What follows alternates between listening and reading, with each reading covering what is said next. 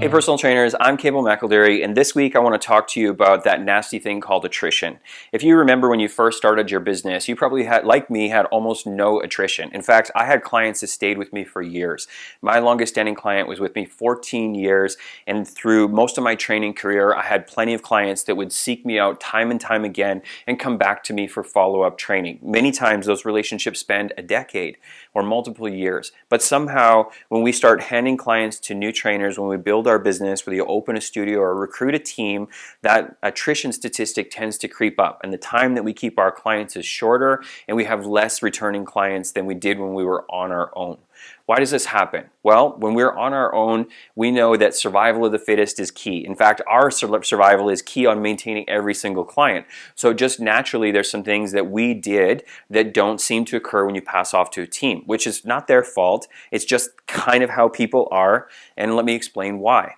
When you got a client, it's like you got to know them very well, okay? In and outside of the gym, if you're like me, you probably followed up with them, whether that was text message, email, Facebook message, or long before all of that, the phone and pagers and all those kinds of things. So we typically had a lot of contact with our clients. You know, in the sessions, we knew that maintaining them was key, so we knew delivering high value and results was key, so we were typically on top of tracking our clients' results. Even if you didn't write it down, if you were like me, I could typically recall my clients' statistics right from memory, even when I had almost 100 clients. You just get to know them so very, very well. Because you get to know them so well, those relationships are there. And Dan Ariely, I believe, in his book, Predictably Irrational, talks about the difference between a market relationship and a social relationship, and how, especially as service-based entrepreneurs, we need to transcend that market relationship to service relationship. A good example of a service relationship is your buddy asks you to help him move this weekend. Nobody likes moving. I don't like carrying furniture any more than you do. But chances are, for your buddy, the right circumstances, you will go and help them, and you will help them for free. They might offer to feed you, you know, whatever it is that they bait you with, but the point is no money exchanges hands, and they would never give you enough money to actually compensate for the pain and dismay that moving entails. That's the definition of a social relationship, when we feel compelled to help somebody or stay with somebody or whatever for no particular reason other than we like them. A market relationship is much like we see with retailers. Whoever has the lowest price, whether it's Walmart, Best Buy, or whatever store this week, that's where you go. There's no consumer loyalty because it's a market-based relationship, okay? You don't feel compelled to support one person over another. You're simply, as a consumer, looking for the best selfish objective for you, which is price. So when we start hiring employees, our employees are good people, but they didn't have the same desperation, hustle, and grind that we have. For them, this is a job with finite parameters as to how they get paid and their compensation works ultimately to support themselves. Selfishly, they're focused more on the number of hours, etc., than they are the things that we were, because their paycheck is simply a basic calculation of hours in, hours out, right? So the psychology of how they administer that service is different. Don't fault them for it. This is just simply human behavior. They're still great people, okay? But what we need to do is we need to breed into them some of the same kind of hustle that we experienced when we were trainers. You know, how do we do that, and how do we scale that, and how do we repeat that person after person? Okay, well, let me try to explain it to you today, because it just kind of comes down to three basic things, but we're going to need my trusty whiteboard. Let's bring it in. Okay, now that we have the trusty whiteboard, let's talk about what it takes to never lose a client and how attrition works as you start to scale and hire employees and pass these duties off to other people. As I mentioned, it really comes down to three things that we did when we were on our own: regular contact, inefficient follow-up, and social bonding. That's how I've categorized them. Let me explain what they are. First off is regular contact. You used to have 30 clients, 50 clients, 100 clients of your own. Now you have a team of multiple trainers. You have a few hundred clients. How can you have regular contact with them?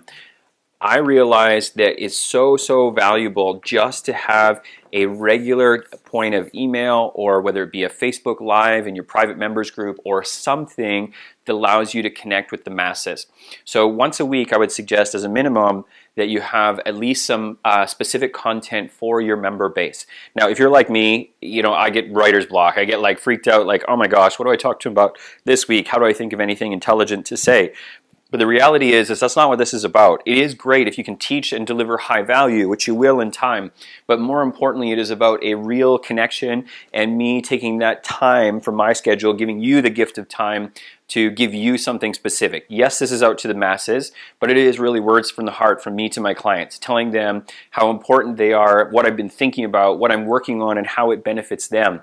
It's a chance to stay engaged with them. And guys, here's the real magic, which I always like to include as a PS in every email, is that it's not so much about the content, but rather the point of contact. So the PS always reminds them that this email is really my reminder to them that they have a direct link to me. This is a channel that they can speak to me. No matter who on my team that they work with, they always have a way to speak to me directly and get feedback or get me involved should I need to be, because I want them to know that just like when I was on my own, I take their experience with my business just as seriously today, working with any members of my team. The second thing is that we need to have inefficient follow-up. And this is an area that I find typically goes wrong for many studio owners as they begin to hire people and get a lot of clients, right? We pass clients to new trainers thinking the trainer will handle them with the same care, attention, and detail that we used to, only to find out that isn't the case. And it's not the fault of the trainer, because they just don't have the same experience as we do. They don't have the same fear and desperation that we had when we were getting our business going. So this is why I would encourage you in the early stages, or if you find your business is a little bit dysfunctional today, to insert yourself back in the process of inefficient follow-up with your clients. Now I know that's going to stress you out a second, but hear me out, and here's why I think this is important. You had the best relationship with the clients. There's nobody better in your business at developing relationships with the clients than you, and there's nobody in your business that people will quickly or trust as quickly as they will you. So even if you have a couple hundred clients today, let's talk about how to do inefficient follow-up, or even as many as 300 or possibly even more. For me, that sounds really overwhelming to try to stay in touch with 300 different people. But when you break it down, that's only an average of 10 contacts a day if you want to do one personal contact with them per month. And the point is that if we have this on a weekly basis, they're getting 4 to 5 contacts a month, plus one personal contact per month. 20% of these people will engage you back, that you'll have continued conversation with, or deeper relationships. And each month it won't be the same 20% of people, so you're going to find it's a lot easier to service those 300 people than you thought. Really about 30 minutes a day maximum.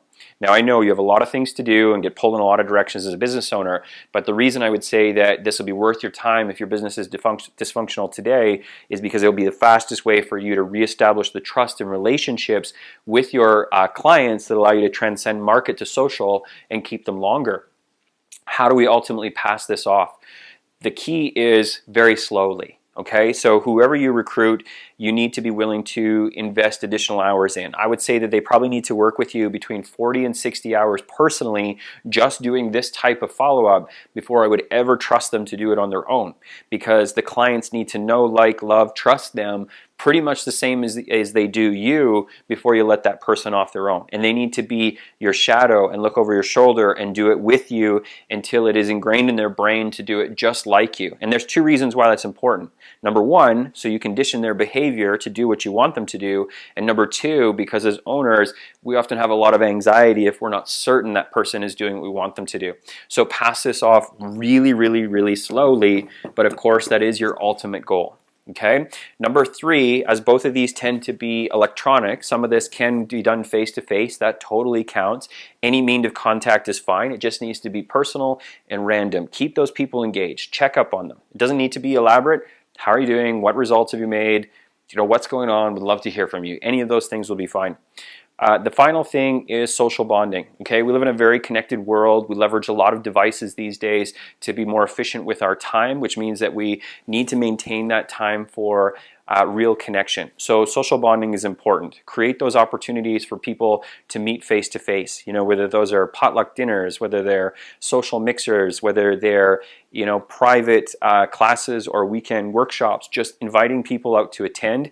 Be the celebrity that you are. You know, show up and participate, embrace people, kiss the babies and shake hands, as they say, you know, and this is your opportunity to maintain that celebrity status relationship with your clients that will ultimately increase that stick rate and keep them with you forever.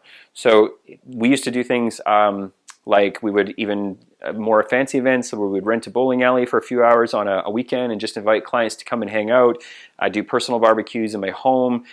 We would do weekend dog walks where it'd just be a group of people, or hiking or anything. So again, it doesn't have to be fancy or expensive. It's just an opportunity to allow people to be connected in a smaller community. These three things are absolutely critical. You notice that results isn't on here. Yes, results are very, very important, but ironically, results will fall below these things, okay? People stay and stay long-term where they like to be. Results are critically important, but that's not actually the first decisions as to why people stop doing something. So hopefully these three things will help you retain your clients forever. Okay, as a bonus to that last segment, I also want to talk to you about how attrition, retention, and these three things also fall into actually managing a high-performance team. And remember, like, our employees are people just like our clients. And ironically, your employees, like, their level of performance will be more an indication of how strong your relationships are with them than what they actually know about your business. When people are highly engaged and care about what it is that they're part of, they tend to make better decisions. They tend to be more involved and engaged to try to take the time to understand to do it right, or do the extra thing and go the extra mile to exceed expectation even when they're not asked to. So this was something that was a very hard lesson for me. You know, leadership doesn't come naturally to me, so these things were not intuitive. Maybe they are to you, which is great. But in the event that they're not, you know, let me share with you my take on these three things and how it factors into leading and creating the best team possible. So really, same thing important. We talked about the weekly email to our clients and just helping them to stay engaged and understanding that this was a safe channel for them to contact us even if they're not working with us anymore. This actually, where I learned this from one of my close mentors, was actually relative to managing a team rather than customers, right? And we've seen so many of our clients apply this and see their relationships immediately go up with their employees. Just that weekly kind of word from the top. And in this case, it's not so much about content, but summarizing the vision that you have for your business and your organization. You know, where do you want it to be in 3, 5, or 10 years? What do you want it to look like? Help people understand what your perception and expectation is of that, to be more likely that they will model it and achieve it. And then as a subset to that, or final thing, is that safety channel of, guys, I'm always here for you. My door is always open. This is my reminder that you have a direct link to me anytime you want to speak openly and honestly about what's going on with anything that we're working on. Another close friend and mentor of mine really taught me something important about inefficient follow-up. In fact, this realization that even with our clients, we probably need to be involved in that ongoing follow-up longer than we want to be, and we need to delegate it slower, actually again originated with the idea of how to better manage a team. I was really struggling. My employees were in different cities, and I was having a hard time staying connected to them. And my tendency when I'm on site is to try to lead by example in hopes that others will follow. But that ultimately became interpreted by a number of my team members that I was trying to micromanage, or they felt awkward or uncomfortable as though, you know, they weren't living up to expectation, which is why I was working so hard or looking over their shoulders.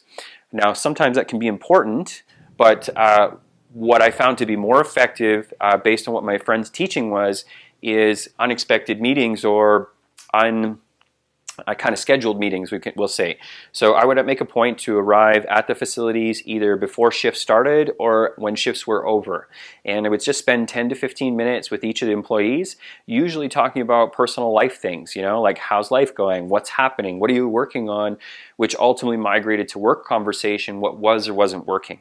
So it allowed it to be a very natural and comfortable environment that allowed us to all become better friends, which mean we had more trust and more commitment to our ultimate cause.